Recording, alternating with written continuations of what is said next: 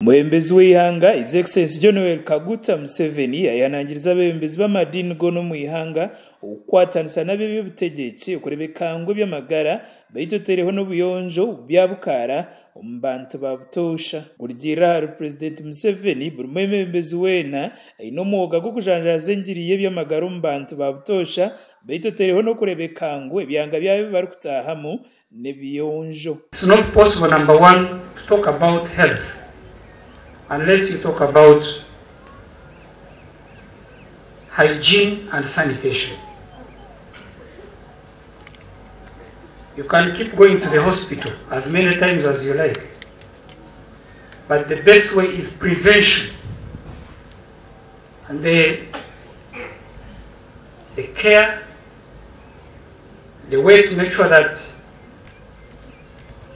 we are healthy is to make sure that we observe sanitation and hygiene. Eirwariro ya Mt.St.Mary's Hospital rikatongozwaho umwaka w'2020 bwanyuma yo mwejemere okutwara Eirwariro ya Kirembe Mines Hospital icyatigira abantu becyange icyo bataineho kujanja bisahona muringo ngo gumwe umembezi w'ihanga yahiga bembezi b'amadini bona ukorekera kubasika cyona ukurebekangu barwanise omuzego kutema makara gwaza kweza ho bhangwa bwensi atiyo nuko kubahiga ngo nabo bejumbere mukurindo bhangwa bwensi. Pointed out the relationship between health and environment. Colleagues, you see what the heavy rains are doing, and after the heavy rains we'll have heavy sunshine.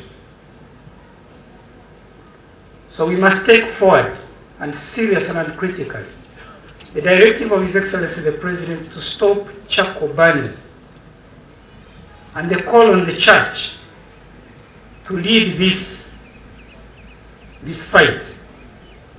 The fight to protect our environment, not just for ourselves but for the future generations. Ibi bikiri aho Honorable Minister Godfrey Kabyanga uri Minister w'ibyakarmagezo mu ihanga nawe yayihanangiriza abanya-Uganda ukugumana bagezaho munonga kurebekangu bayega ekintu cyo kwefereza na munonga aharuho abantu abari kubakizayo ukwetenga. For the Germans because they have sacrificed their money to come and assist us.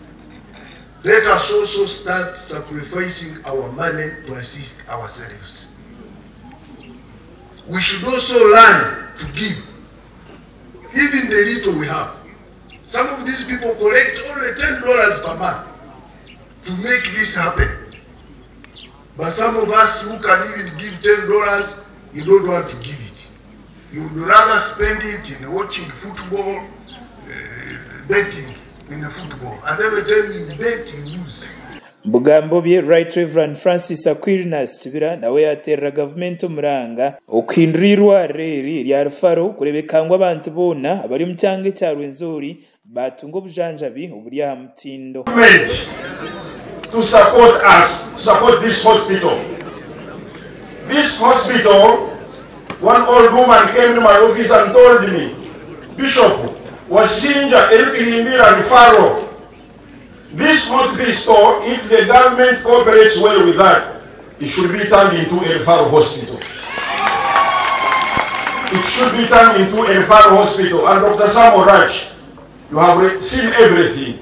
We just need good, modern, contemporary equipment and good human resource to turn this into a Rufaro hospital. Omukoro ogu gayetabamu omusinga Charles weziri mu mbere iremangoma hamwe n'abandi bantu kurugo mu bitongore bitari bimwe na bimwe mu government makoraga gashakwa Gerard Muhindo aba Sky TV agenshonga muri Kasese.